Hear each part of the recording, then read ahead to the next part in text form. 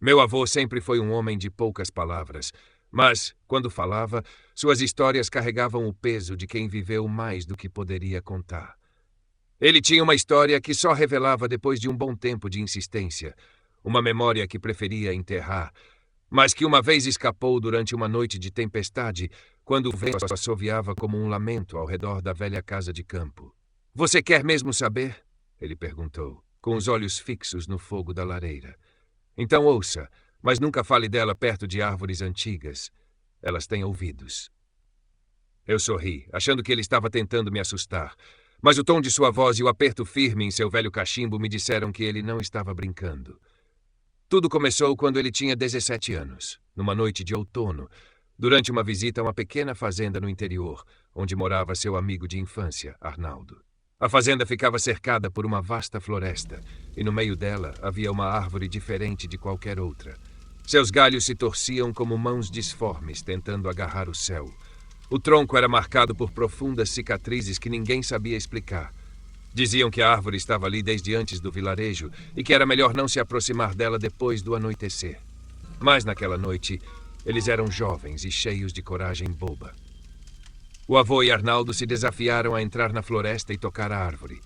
O vento sussurrava histórias antigas enquanto caminhavam, e o silêncio entre os passos parecia ganhar vida própria. Quando chegaram ao pé da árvore, ela parecia maior, mais escura, como se absorvesse a própria luz da lua. Arnaldo, com seu sorriso convencido, foi o primeiro a tocar a casca. "Não é tão ruim", disse ele rindo, mas sua risada morreu na garganta quando algo se moveu nas sombras. Era como se os galhos da árvore tivessem se esticado para ele. "Vamos sair daqui", meu avô sussurrou. Mas Arnaldo não se mexeu. Seus olhos estavam arregalados, presos em algo que ninguém mais via. E então, sem aviso, ele começou a gritar, um grito que parecia não ter fim. Quando meu avô tentou puxá-lo, sentiu a mão de Arnaldo fria como pedra, seus dedos agarrados ao tronco da árvore.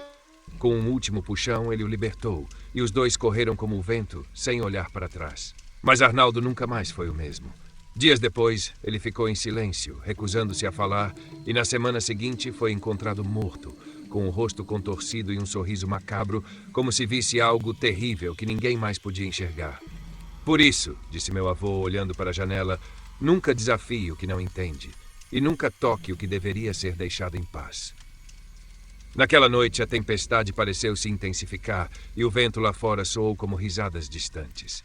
Não consegui dormir, e até hoje, toda vez que vejo uma árvore velha com galhos retorcidos, lembro do que ele disse. Porque a maldição da árvore velha não é apenas uma história de terror, é um aviso. E eu nunca mais duvidei.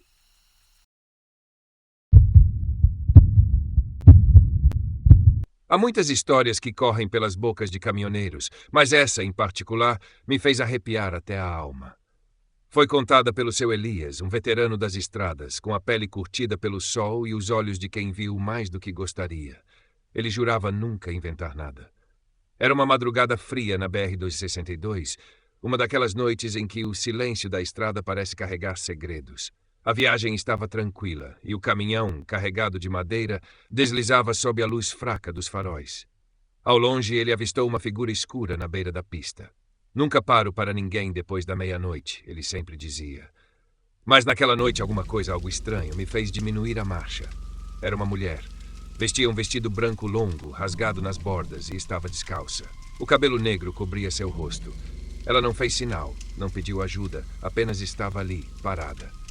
Quando o caminhão passou por ela, Elias sentiu um calafrio percorrer sua espinha. Pelo retrovisor, viu que a figura não estava mais na estrada. Ele seguiu em frente, acelerando um pouco mais, tentando afastar o desconforto. Mas então ele ouviu um som, como unhas arranhando a madeira na caçamba. Um som constante, crescente, como se algo estivesse tentando sair de lá. O coração começou a martelar no peito. Segurou o volante com mais força, mas o som ficou mais alto. "É um bicho", pensou. "Deve ter entrado em algum lugar no carregamento." Mas algo dentro dele sabia que não era isso. Quando olhou pelo retrovisor novamente, viu. Uma sombra se movia na carga, deslizando entre os troncos como fumaça negra. Os faróis traseiros refletiam olhos brilhantes, pequenos e inumanos. Ele desviou o olhar e respirou fundo. Mas o som de arranhões se transformou em algo pior. Uma risada baixa, rouca e interminável. Perto do próximo posto de gasolina, Elias não aguentou mais. Freou bruscamente, o caminhão derrapando sobre o asfalto. Com o coração na garganta, saltou da cabine, pegou uma lanterna e correu para a caçamba. Nada. Apenas a madeira empilhada como sempre, nenhum sinal de algo vivo. Mas na última tábua havia marcas. 4 sulcos profundos, como feitos por garras humanas. Ele não terminou aquela viagem. Voltou para casa, largou a carga e evitou aquela estrada pelo resto de sua vida. Existem coisas na estrada que não se explicam, ele dizia. Mas se você ouvir risadas atrás de você, nunca olhe para trás.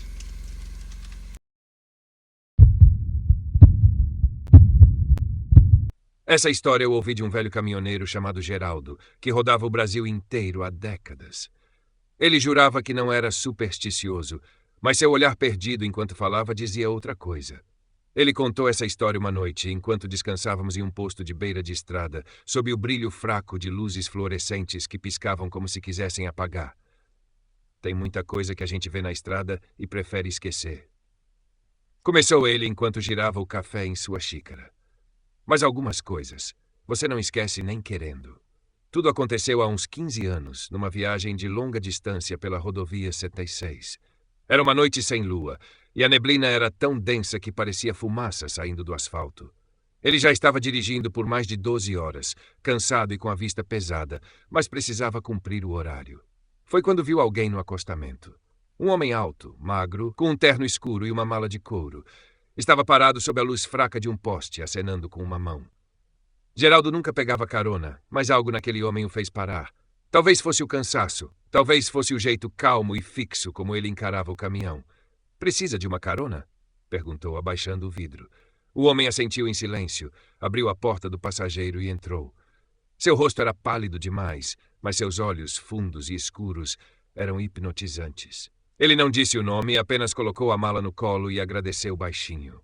Geraldo tentou puxar conversa, mas o homem respondeu com frases curtas.